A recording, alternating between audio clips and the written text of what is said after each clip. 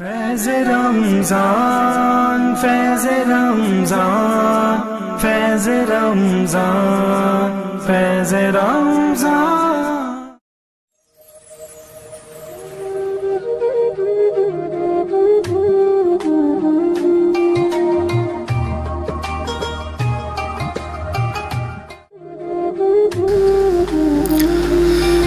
بسم اللہ الرحمن الرحیم۔ الصلاۃ والسلام علیک یا سیدی یا رسول اللہ وعلی آلک واصحابک یا سیدی یا حبیب اللہ۔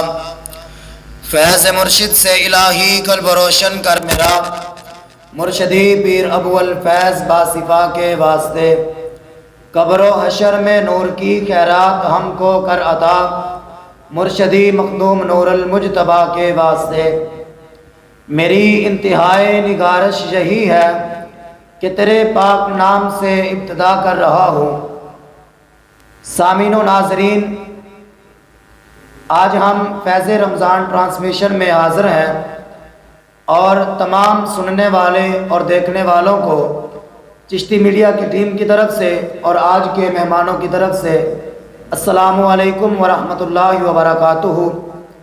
امید ہے کہ آپ سب اپنے گھروں میں خیریت سے ہوں گے۔ خالق ارض و سما کی بارگاہ میں دعا ہے کہ جس نے ہم پر کرم نوازی فرمائی اور رمضان المبارک کا مہینہ ہمیں عطا فرمایا، تو خالق ارض و سما کی بارگاہ میں دعا ہے کہ اسی طرح ہم پر اپنا کرم اور فضل فرماتے ہوئے ہمیں یہ توفیق عطا فرمائے کہ اس رمضان المبارک کی ہم قدر کریں اور اپنے گناہوں کی بخشش حاصل کر سکیں۔ اور آپ سے گزارش ہے کہ اس ویڈیو کو زیادہ سے زیادہ شیئر کریں، کیونکہ ہم چاہتے ہیں کہ کسی کے دل میں اگر ایک بھی بات اتر گئی اور وہ ہدایت پر آ گیا تو ہمارے لیے اور آپ کے لیے ذریعہ نجات بن جائے گا۔ تو فقط آپ نے اسی نیت سے اس ویڈیو کو شیئر کرنا ہے اور اسی نیت سے اس کو سننا ہے اور دیکھنا ہے، کیونکہ ہمارا مقصد فقط یہی ہے کہ کسی نہ کسی کو ہدایت مل جائے اور ہماری نجات کا ذریعہ بن جائے۔ تو جو آج کے ہمارے مہمان عالم دین ہیں، خطیب اہل سنت حضرت مولانا قاری محمد ثاقب صاحب چشتی صاحب، آپ تشریف فرما ہے، اور مہمان ثناخواں حافظ محمد جاوید علی چشتی صاحب، یہ حکیم بھی ہیں ماشاءاللہ، حکمت بھی بڑی اچھی کرتے ہیں۔ تو آج ہم نے ان سے نعت سنیں گے، تو نیکسٹ انشاءاللہ ہم ان سے حکمت کے بارے میں پوچھیں گے۔ تو آج اپنی روایت کو سامنے رکھتے ہوئے سب سے پہلے میں عرض کروں گا حافظ محمد جاوید علی چشتی صاحب کی بارگاہ میں کہ وہ حضور نبی رحمت صلی اللہ علیہ وآلہ وسلم کی نعت شریف پیش فرمائیں۔ تاجدار حرم اے شہنشاہ دی، تاجدار حرم اے شہنشاہ دی، تم پہ ہر دم کروڑوں درود و سلام ہو، نگاہ کرم ہم پہ سلطان دی، تم پہ ہر دم کروڑوں درود و سلام۔ دور رہ کر ندم ٹوٹ جائے کہیں، دور رہ کر ندم ٹوٹ جائے کہیں، کاش طیبہ میں میرے ماہ مبین دفن ہونے کو مل جائے، دو گز زمین دفن ہونے کو مل جائے، دو گز زمین، تم پہ ہر دم کروڑوں درود و سلام۔ کوئی حسن عمل پاس میرے نہیں، کوئی حسن عمل پاس میرے نہیں، کوئی حسن عمل پاس میرے نہیں، پھنس نہ جاؤں قیامت میں مولا کہیں اے شفیع امم لاج رکھنا میری اے شفیع امم لاج رکھنا میری تم پہ ہر دم کروڑوں درود و سلام ہو نگاہ کرم ہم پہ سلطان دی تم پہ ہر دم کروڑوں درود و سلام اور پھر بلا لو مدینے میں عطار کو پھر بلا لو مدینے میں عطار کو یہ تڑپتا ہے طیبہ کے دیدار کو کوئی اس کے سوا آرزو ہی نہیں کوئی اس کے سوا آرزو ہی نہیں تم پہ ہر دم کروڑوں درود و سلام اے شفیع امم لاج رکھنا میری تم پہ ہر دم کروڑوں درود و سلام سبحان اللہ ماشاءاللہ بہت ہی خوبصورت انداز میں آپ نے حاضری پیش فرمائی. اللہ تعالیٰ آپ کے علم میں عمل میں مزید برکت عطا فرمائے. تو ناظرین آج کا جو ہمارا موضوع ہے وہ نماز کے بارے میں ہم حضرت مولانا سے پوچھیں گے. تو نماز کا صحیح طریقہ پوچھیں گے, نماز نہ پڑھنے والے کے بارے میں پوچھیں گے, اور نماز کے جو چور ہیں اس کے بارے میں پوچھیں گے. تو سب سے پہلے ہم عرض کریں گے مولانا ثاقب صاحب سے کہ وہ ہمیں بتائیں کہ نماز کے جو فضائل ہیں ان کے بارے میں ذرا روشنی ڈالیں. جی بہت ہی شکریہ, میں نہایت ہی مشکور ہوں. یہ چشتی میڈیا کی طرف سے جو ٹرانسمیشن رمضان کے حوالے سے دکھائی جا رہی ہے, اور بالخصوص آپ کا مشکور ہوں کہ آپ نے مجھے حکم فرمایا اور بندہ ناچیز حاضر ہے. اللہ تعالیٰ کی نہیں جناب, آپ کی محبتیں ہیں. اللہ تعالیٰ میرے گلشن پیر ابو الفیض کو اسی طرح عطا دیر سلامت رکھے, آمین. تو آپ نے سوال بہت اچھا کیا کہ نماز کے حوالے سے کچھ فضائل بیان کریں. تو میں انشاءاللہ کوشش کروں گا کہ ہو سکتا ہے نہ جانے نماز کے حوالے سے کوئی بھی بات کہی ہوئی کسی بھی نوجوان کے دل میں اتر جائے اور وہ اللہ کے حضور پکا نمازی بن جائے. تو باتیں بہت ساری ہوتی ہیں, لیکن اس مختصر وقت کے اندر حدیث پاک سے شروع کرتے ہیں. کریم آقا علیہ الصلوۃ والسلام نے فرمایا, حضرت ابو ذر غفاری رضی اللہ تعالیٰ عنہ ساتھ ہیں. تو پت جھڑ کا موسم ہے, امام الانبیاء تشریف لے جا رہے ہیں. حضور علیہ الصلوۃ والسلام ایک درخت کے قریب پہنچے, ٹہنی کو پکڑا, اس کو ہلایا, اس سے پتے گرنا شروع ہو گئے. تو آپ نے فرمایا اے ابو ذر, عرض کی لبیک یا رسول اللہ, سونا میں حاضر ہوں. تو کریم آقا علیہ الصلوۃ والسلام نے فرمایا اے ابو ذر, 5 وقتہ نماز ادا کرنے والے کی مثال ایسے ہے جس طرح اس ٹہنی کے پتے جھڑ رہے ہیں نا, اسی طرح 5 وقتہ نماز جو بندہ ادا کرتا ہے نا, اس طرح اس کے گناہ جو ہے وہ اللہ تعالیٰ معاف فرما دیتا ہے. سبحان اللہ. اس طرح اس کے گناہ جڑتے ہیں. ایک اور حدیث پاک امام الانبیاء علیہ الصلوۃ والسلام نے فرمایا, جب بندہ اچھی طرح وضو کر لیتا ہے, وضو کرنے کے بعد تکبیر اولا کہہ کر, تکبیر تحریمہ بھی جس کو کہتے ہیں ہم, وہ باندھ لیتا ہے, اللہ تعالیٰ فرشتے کو حکم فرماتا ہے اے جبرائیل, اس بندے کی گردن سے گناہوں کو اٹھا لیا جائے. سبحان اللہ, کیا بات. بندے کے گناہوں کو اٹھا لیا جائے.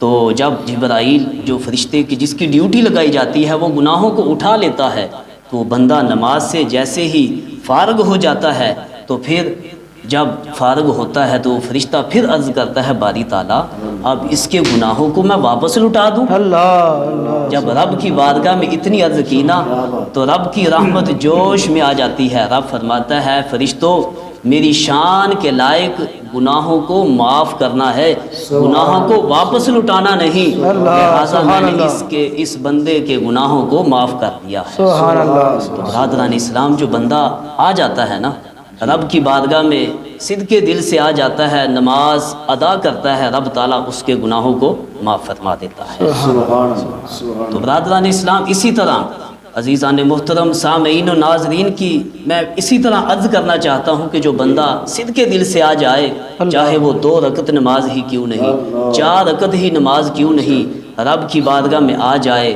تو رب تعالیٰ اس کو گناہوں سے پاک صاف کر دیتا ہے۔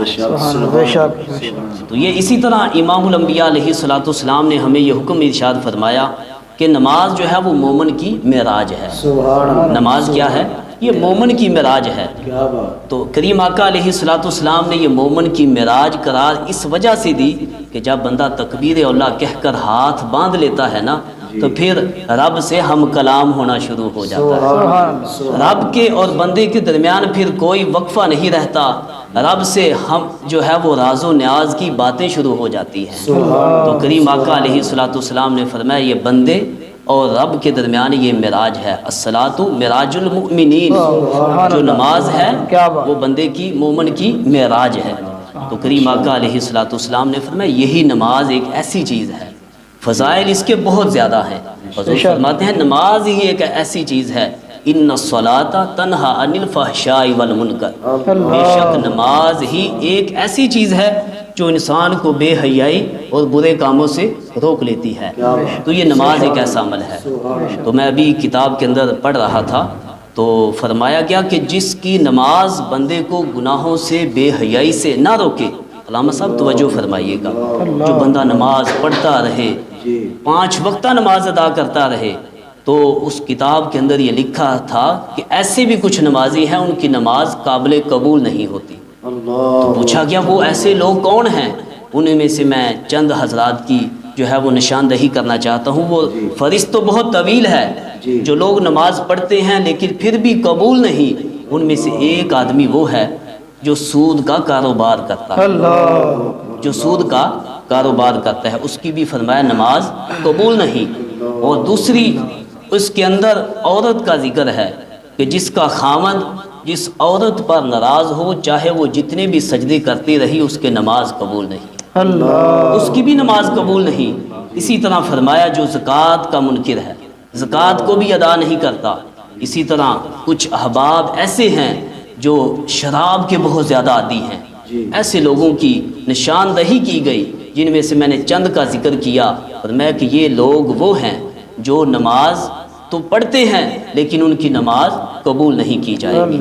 وجہ کیا ہے کہ ان معاملات کو جب بندہ چھوڑ دے گا، سود ہے، رشوت ہے، چاہے وہ شراب کا عادی ہے، جب ان کبیرہ گناہوں سے تائب ہو جائے گا، پھر چاہے 2 رکعت نماز ہی کیوں نہیں پڑھ لیتا، اور رب کی بارگاہ میں قبول ہو جائے گی۔ سبحان اللہ، سبحان 2 رکعت سے مجھے ایک حدیث پاک یاد آ گئی، تو حضور کیونکہ یہ ماہ رمضان المبارک کا مہینہ ہے جس کے بارے میں میرے آقا 9 رمضان المبارک جا رہا ہے، اور پہلا عشرہ ویسے بھی رحمت کا عشرہ ہے، رب کی رحمتوں کا خصوص نزول ہوتا ہے۔ تو حضور علیہ الصلوۃ والسلام فرماتے ہیں نماز کے حوالے سے ہی جو بندہ اس کے اندر 2 نفل ادا کر لیتا ہے، اللہ تعالیٰ اس کو فرض جتنا ثواب عطا کرتا ہے، اور مہینے میں وہ نفل ادا کرے اس کو ثواب نوافل کا ہی ادا کیا جائے گا، لیکن جب رمضان کے اندر نفل ادا کرے گا تو اس کو ثواب نفلوں کا نہیں بلکہ فرائض جتنا ادا کیا جائے گا۔ تو پھر اگر بندہ فرض ادا کر لے، علامہ صاحب یہ بات بہت توجہ طلب ہے، اگر بندہ فرض ادا کرتا ہے تو فرمایا ایک فرض ادا کرتا ہے تو پھر اس کو 70 فرضوں جتنا ثواب عطا کیا جاتا ہے۔ یہ رمضان المبارک کی برکات ہے۔ تو اس حوالے سے کریم آقا علیہ الصلوۃ والسلام کے فرمان علی شان میں نے آپ کے سامنے پیش کیے، تو اللہ تعالی ہمیں اس ماہ رمضان کی قدر کر کے ہمیں 5 وقتہ پکا نمازی بننے کی توفیق عطا فرمائے۔ ماشاءاللہ آپ نے بہت خوبصورت بیان فرمایا، نماز کے حوالے سے فضائل بہت، اور ساتھ رمضان المبارک کا بتایا کہ پہلا عشرہ جو ہے وہ رحمت کا ہے۔ تو اتنا عظیم کرم ہے رب کا، اتنی رحمت وسیع ہے اللہ تعالیٰ کی کہ اگر بندہ نماز میں کھڑا ہو جائے تو اللہ تعالیٰ تمام گناہ اس کے معاف فرما دیتا ہے۔ تو اگر بندہ اس کے باوجود نماز کی طرف نہ آئے تو یہ بندے کی بدبختی ہے، بالکل ایسے۔ اللہ اکبر۔ تو میں عرض کرنا چاہتا ہوں کہ نماز نہ پڑھنے والے مثلا وقت کے لیے جو وقت پر نماز نہیں پڑھتے یا وقت کا کہتے ہیں کہ اچھا آج ابھی جماعت ہو رہی ہے پھر ٹھہر کے جاتا ہوں، جی جی بالکل، جی جی یہ آج کل ہمارے کافی پایا جاتا ہے، ہمارے نوجوانوں کے اندر یہ بات کثرت سے پائی جاتی ہے۔ ان کے بارے میں آپ کیا؟ جی بالکل، اس کے حوالے سے میں سیاہ ستہ سے احادیث مبارکہ پیش کرنا چاہتا ہوں۔ اس کو صحیح مسلم، صحیح بخاری، مشکوٰۃ شریف کے اندر یہ حدیث پاک کو نقل کیا گیا ہے، جس کے راوی حضرت ابو ہریرہ رضی اللہ تعالیٰ عنہ۔ آپ فرماتے ہیں کہ ایک روز ہم مسجد نبوی شریف کے اندر تشریف فرما تھے، امام الانبیاء ایک کونے کے اندر تشریف فرما تھے۔ ایک آدمی آیا، اس نے نماز ادا کی، پھر بارگاہ مصطفیٰ میں آ گیا، آ کر اس نے سلام عرض کی، یا رسول اللہ سلام قبول فرمائے۔ حضور علیہ السلام نے سلام کا جواب عطا فرمایا، تو آپ نے فرمایا تیری نماز نہیں، جا نماز کو دوبارہ پڑھ۔ وہ چلا جاتا ہے، نماز دوبارہ پڑھتا ہے، پھر دوسری بار آیا، اسی طرح اس نے 3 بار علامہ صاحب یہ کام کیا، 3 بار نماز ادا کی، لیکن حضور کیا فرماتے ہیں، تیری نماز نہیں ہوئی۔ وہ حیران ہو کر کہنے لگا کہ یا رسول اللہ پھر آپ ہی میری رہنمائی فرما دیں تاکہ نماز کا طریقہ مجھے سکھا دیں کہ نماز کیسے ادا کی جائے۔ یہ آج کے ناظرین و سامعین کے میں بالخصوص گوش گزار کرنا چاہتا ہوں کہ جنہوں نے آج تک ایسے اعمال کے اندر زندگی گزاری، اپنے کام کاج کو جلدی میں چھوڑ کر آئے اور آ کر تیزی کے ساتھ نماز ادا کی اور پھر واپس لوٹ گئے، وہ بھی آدمی ایسے ہی آیا اور اس نے آ کر نماز ادا کی، حضور نے فرمایا تیری نماز نہیں ہوئی۔ تو پھر عرض کی یا رسول اللہ آپ ہی مجھے نماز کا طریقہ سکھا دیں۔ جب حضور علیہ السلام سے عرض کی گئی نا، تو حضور علیہ السلام فرماتے ہیں اے میرے پیارے غلام، نماز کا ادا کرنے کا یہ صحیح طریقہ نہیں، جب تو تکبیر اولا کہہ لے، ہاتھ کو باندھ لے، پھر اچھی طرح قیام کر۔ قیام کا معنی ہے یعنی سیدھے کھڑے ہو کر نماز ادا کرنا، پھر تو قیام اچھی طرح کر۔ اس کے بعد حضور فرماتے ہیں پھر تجھے جو قرآن مجید سے آتا ہے وہ تو پڑھ، اس کے بعد رکوع کیا جائے، اچھی طرح رکوع کر۔ رکوع کے بعد فرمایا سیدھا کھڑے ہو جا، سیدھا کھڑے ہونے کے بعد فرمایا پھر سجدہ کر، سجدہ صحیح طرح ادا کر تاکہ تیرے اعضاء سجدے میں اچھی طرح لگ جائیں۔ پھر حضور علیہ السلام فرماتے ہیں پھر سجدے سے بندہ اٹھے، یہ نہیں آدھا اٹھے پھر دوسرے سجدے میں چلا جائے، نہیں، اس سے بھی منع فرمایا گیا۔ فرمایا یہی بات ہے جب سجدہ کرے پھر سیدھا ہو کر بیٹھ جائے۔ فرمایا جس کا رکوع بھی صحیح ہوگا، جس کا سجدہ بھی صحیح ہوگا، جس کا قیام بھی صحیح ہو جائے گا، میرے آقا نے فرمایا اس کی نماز جو ہے وہ رب کی بارگاہ میں قبول ہو جائے گی۔ امام الانبیاء علیہ السلام نے پھر اپنے غلام کو اس طرح نماز سکھائی، اس طرح طریقہ بتایا۔ فرمایا میرے پیارے غلام جب تو نماز پڑھ رہا ہے اس وقت تیرا رکوع بھی صحیح نہیں، تیرا سجدہ بھی صحیح نہیں، اس لیے میں نے کہا کہ تیری نماز نامکمل ہے، نماز تیری مکمل نہیں۔ پھر حضور علیہ السلام نے یہ طریقہ بتایا اس کو، وہ مان کر کہنے لگے ہاں یا رسول اللہ یہ میرے اندر یہ کمیاں پائی جاتی ہیں۔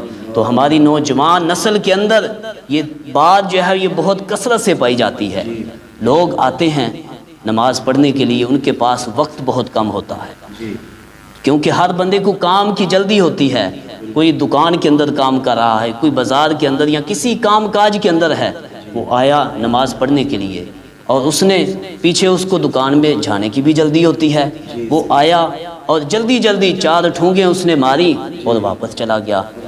ایسی نماز کو کریم آقا علیہ السلام نے فرمایا جو نماز ایسی ادا کرتا ہے اس کی نماز گندے کپڑے میں لپیٹ کر اس کے منہ پر مار دی جاتی ہے۔ جو نماز کو وقت پر ادا نہیں کرتا اس کو بھی حضور علیہ السلام کی فرمانے والی شان ہے۔ حضور علیہ السلام فرماتے ہیں معراج کی رات، توجہ فرمائیے گا، معراج کی رات حضور فرماتے ہیں جب میں سیر کے لیے گیا نا تو پھر میں نے کچھ لوگ وہاں ایسے دیکھے جن کے سر پہ ضربیں لگائی جا رہی ہیں۔ میں نے پوچھا جبرائیل یہ لوگ کون ہیں جن کو اتنی سزا دی جا رہی ہے اور ان کے سروں سے ایسے خون بہہ رہا ہے جیسے کثرت سے نہریں چلتی ہیں، نہروں کی طرح ان کے سروں سے خون بہہ رہا ہے۔ حضور علیہ السلام نے فرمایا یہ کون لوگ ہیں؟ تو جبرائیل علیہ السلام عرض کرتے ہیں یا رسول اللہ صلی اللہ علیہ وآلہ وسلم، یا رسول اللہ یہ وہ لوگ ہیں جو دنیا میں رہ کر اپنے وقت پر نماز نہیں ادا کرتے تھے، یعنی غیر وقت میں۔ اب کچھ لوگ ایسے ہوتے ہیں، دیکھتے رہتے ہیں عصر کی اذان ہوگی، بس ٹائم ہو گیا نماز کا، بس ابھی 5 منٹ رہ گئے، 10 منٹ رہ گئے، جلدی کرتے کرتے پھر بھی سورج غروب ہونے کے جب قریب پہنچ جاتا ہے، پھر وہ لوگ کیا کرتے ہیں، سمیٹتے ہیں کاروبار، یا کسی کی ڈیوٹی لگا دیتے ہیں کہ بھائی یہاں کھڑے ہونا، میں جلدی سے نماز پڑھ کے آیا، ادھر سورج حضرت جی غروب ہو رہا ہے۔ پھر وہ لوگ آتے ہیں، نہ ان کا صحیح وضو ہوتا ہے، نہ ان کا رکوع صحیح ہوتا ہے، نہ سجود صحیح ہوتا ہے، نہ ان کا قیام صحیح ہوتا ہے۔ میرے آقا علیہ الصلوۃ والسلام فرماتے ہیں یہ لوگ وہ ہیں جو وقت پر نماز ادا نہیں کرتے، اس لیے آج ان کو سزا دی جا رہی ہے۔ معراج کی رات ان لوگوں کو اس وجہ سے سزا دی جاتی ہے۔ میرے آقا علیہ الصلوۃ والسلام نے فرمایا، ایک اور حدیث پاک ذہن میں آ گئی، حضور علیہ الصلوۃ والسلام نے فرمایا جو 3 اعمال بندہ کر لیتا ہے نا، وہ اللہ کا حقیقی دوست بن جاتا ہے۔ تو ناظرین و سامعین کو میں یہ گوش گزار کرنا چاہتا ہوں، یہ 3 اعمال بہت توجہ کے ساتھ سنیے گا۔ ان میں سے صحابہ اکرام نے عرض کی، یا رسول اللہ کو 3 اعمال ایسے کون سے ہیں جو کریں گے ہم اللہ کے حقیقی ولی بن جائیں گے، ہم اللہ کے حقیقی دوست بن جائیں گے؟ صحابہ اکرام نے بہت تعجب کیا، پوچھا یا رسول اللہ ہمیں فرمائیے کون سے ایسے اعمال ہیں ہم بھی وہ کریں اور اللہ کے ہم اور قریب ہو جائیں۔ صحابہ تو ویسے ہی اللہ کے قریب ہیں نا، صحابہ تو ویسے ہی ساری کائنات سے حضور کی ذات سے بڑھ کر امام الانبیاء کے قریب ہی قریب ہیں، اس کے بعد اللہ کے قریب ہیں۔ پھر بھی صحابہ کرام کے اندر اتنا ڈر ہوتا ہے، خوف ہوتا ہے، پھر بھی عرض کرتے ہیں یا رسول اللہ ہمیں وہ 3 اعمال بتا دیں تاکہ ہم اللہ کے اور قریب ہو جائیں۔ تو حضور علیہ الصلوۃ والسلام فرماتے ہیں اے میرے غلاموں، وہ 3 اعمال یہ ہیں، ان میں سے پہلا عمل ہے روزہ رکھنا، دوسرا عمل ہے نماز ادا کرنا، اور تیسرا عمل میرے آقا علیہ الصلوۃ والسلام نے فرمایا وہ ہے غسل الجنابتی۔ یہ 3 اعمال وہ ہیں جو بندہ وقت پر ادا کرتا ہے نا، اس میں تاخیر نہیں کرتا۔ آپ نے مجھے سوال یہی کیا کہ جو وقت پر نماز ادا نہیں کرتے، یہ بھی حدیث مصطفیٰ اسی کی روشنی میں ہے، فرمایا جو نماز وقت پر ادا نہیں کرتا، جو روزہ وقت پر نہیں رکھتا۔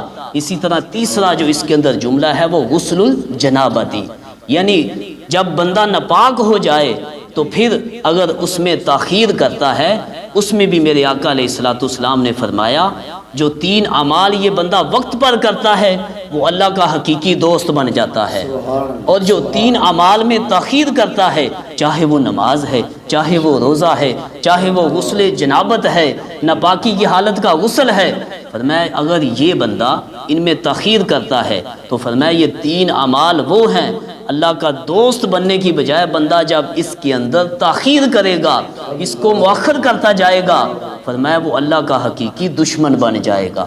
نعوذ باللہ من ذالک، یہ 3 اعمال وہ ہیں، اگر بندہ ان کو وقت پر ادا کرے گا تو کیا بنے گا؟ اللہ کا دوست بن جائے گا۔ اگر ان میں تاخیر کرے گا تو پھر کیا ہے؟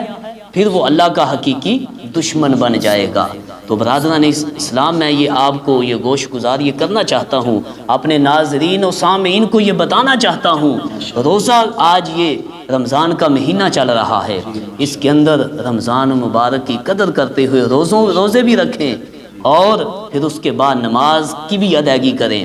اور تیسرا جو اس حدیث پاک کا جملہ ہے، آخری حصہ ہے، وہ ہے غسل الجنابتی، یعنی جب بندہ جنبی ہو جائے، ناپاک ہو جائے، تو غسل کی بھی کئی قسمیں ہیں، میں اس کی طرف نہیں جانا چاہتا، سنت ہے، واجب ہے، فرض ہے، مستحب ہے، میں اس کی طرف نہیں جانا چاہتا، یہ ایک اور طویل موضوع ہو جائے گا۔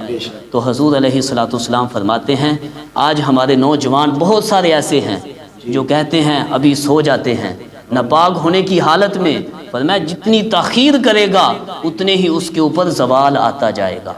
تو میرے آقا علیہ الصلوۃ والسلام نے فرمایا غسل کرنے میں بھی تاخیر نہ کرے، اس کو بھی جلدی سے ہے جو غسل کر کے پاک ہو کر رب تعالیٰ کی حمد و ثنا کیا کرے۔